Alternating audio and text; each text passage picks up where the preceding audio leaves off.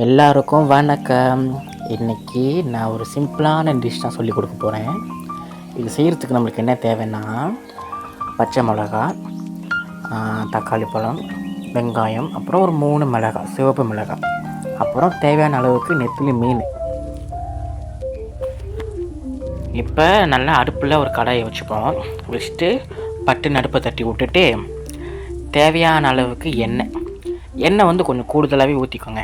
ஏன்னா நம்ம இது வந்து ஒரு 2-3 வாரம் வச்சு சாப்பிட்றதா இருந்தால் எண்ணெய் வந்து கொஞ்சம் கூடியாக தேவைப்படும். அப்புறம் அந்த எண்ணெயில் வந்து நம்ம வச்சுருந்த நெத்திலி மீனை போட்டு பொரிச்சிக்கலாம்.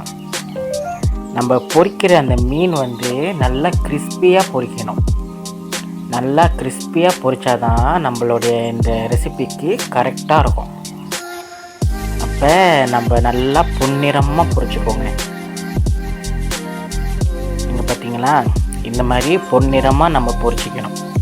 அப்படி பொரிச்ச அந்த நெத்திலி பொடியை வந்து தனியாக எடுத்து வச்சுக்கலாம்.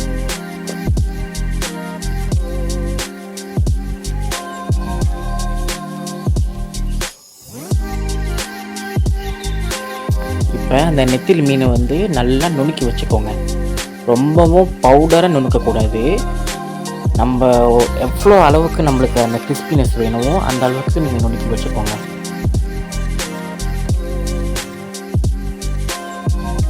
இப்போ நம்ம என்ன பண்ண போகிறோம்னா, அந்த எண்ணெயில் வந்து வெங்காயத்தை போட்டுருவோம்.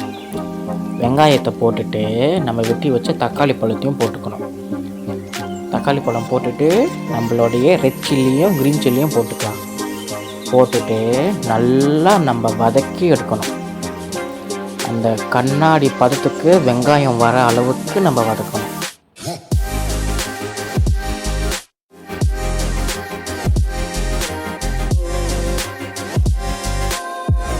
இப்போ நீங்கள் பார்த்தாலே உங்களுக்கு தெரியும், நம்மளுடைய வெங்காயம், தக்காளி, மிளகாலாம் வந்து கொஞ்சம் பொன்னிறமாக வதங்க ஆரம்பிச்சிருச்சு.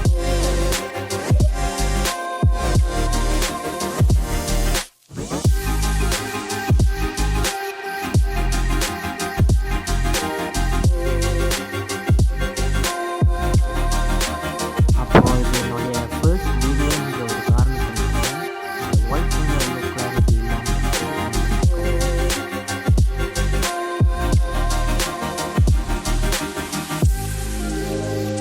இந்த ஒரு ஸ்டேஜில் நம்ம என்ன பண்ணணும், ஒரு 2 பல்லு பூண்டை வந்து வெட்டி போட்டுக்கலாம்.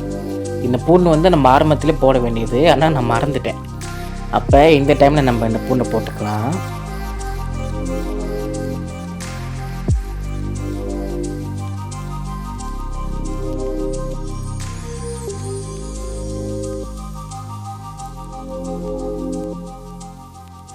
இப்போ வந்து நம்மளுடைய வெங்காயம், தக்காளி, அப்புறம் இந்த பச்சை மிளகாலாம் நல்லா வதங்கியாச்சு. இப்போ நம்ம அடுப்பை ஆஃப் பண்ணிடலாம். ஆஃப் பண்ணிவிட்டு நல்லா ஆறவிடணும்.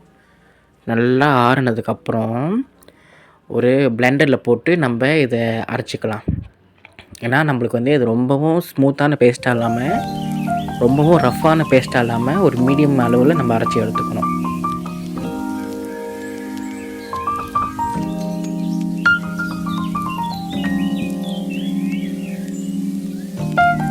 இப்போ நீங்களே பாருங்கள், நம்மளுடைய பேஸ்ட் வந்து இப்போ இப்படி தான் இருக்குது.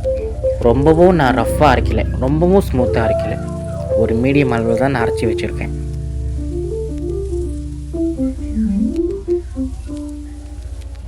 இப்போ வந்து நம்ம வெங்காயம், மிளகாவெல்லாம் வதக்கி வச்சுக்கலாம். அந்த எண்ணெயிலே வந்து நம்மளோட பேஸ்ட் வந்து கொட்டிக்கலாம். கொட்டிட்டு நல்லா எண்ணெய் பிரிஞ்சு வர அளவுக்கு நம்ம இதை வதக்கணும். அப்போ தான் நம்மளுடைய இந்த சம்பல் வந்து கெட்டு போகாமல் இருக்கும். ஏன்னா இதெல்லாம் வந்து குறைஞ்சி ஒரு 3 வாரத்துக்கு வச்சு சாப்பிடலாம். அவ்வளோ ருசியான ஒரு சம்பல் இது. நான் இந்த ரெசிபியோட பேரை நான் உங்கள்கிட்ட இப்போ தான் சொல்கிறேன். இந்த ரெசிபியோட பேர் வந்து க்ரீன் சில்லி சம்பல். இது வந்து மலேசியன் டிஷ்ஷில் ஒரு ஃபேமஸானது ஒன்று. அப்போ நம்ம நல்லா இதை வதக்கணும். நல்லா எண்ணெய் பிரிஞ்ச அளவுக்கு வதக்கிக்கிட்டே இருக்கணும். அப்போ இப்போ கொஞ்சம் க்ரீனாக இருக்கிற சம்பால் வந்து போக போக ப்ரௌனிஷாக மாறிடும். அந்த அளவுக்கு நம்ம வதக்கணும். இப்போ நீங்கள் பார்த்தாலே தெரியும், கொஞ்சம் கொஞ்சமாக அந்த கலர் மாறிக்கிட்டு இருக்கு பார்த்தீங்கன்னா. இந்த ஸ்டேஜில் தான் நம்ம தேவையான அளவுக்கு உப்பு போடணும். நான் வந்து ஒரு 1/2 டீஸ்பூன் போட்டேன். ரொம்பவும் போடக்கூடாது, ஞாபகம் வச்சுக்கோங்க. ஏன்னா நம்ம நெத்திலி மீன்லேயும் உப்பு இருக்கும். கரெக்டான அளவுக்கு போட்டுக்கோங்க.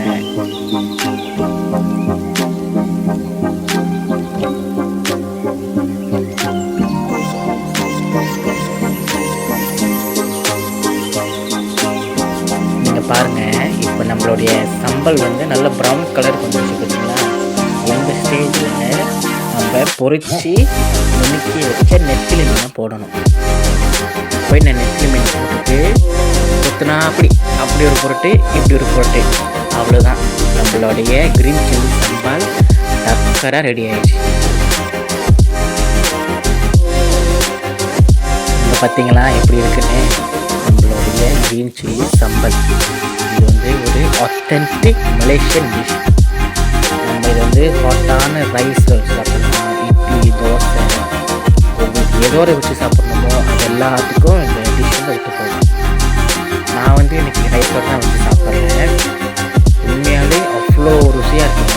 நீங்கள் ட்ரை பண்ணால் தான் உங்களுக்கு தெரியும். அப்புறம் இந்த ரெசிபி வந்து உங்களுக்கு பிடிச்சிருந்துச்சுன்னா மறக்காமல் நம்மளுடைய சேனலுக்கு சப்ஸ்கிரைப் பண்ணுங்கள், லைக் பண்ணுங்கள், கமெண்ட் பண்ணுங்கள். அப்புறம் உங்களுக்கு பிடிச்சவங்களுக்கு கூட ஷேர் பண்ணுங்கள். பாய்.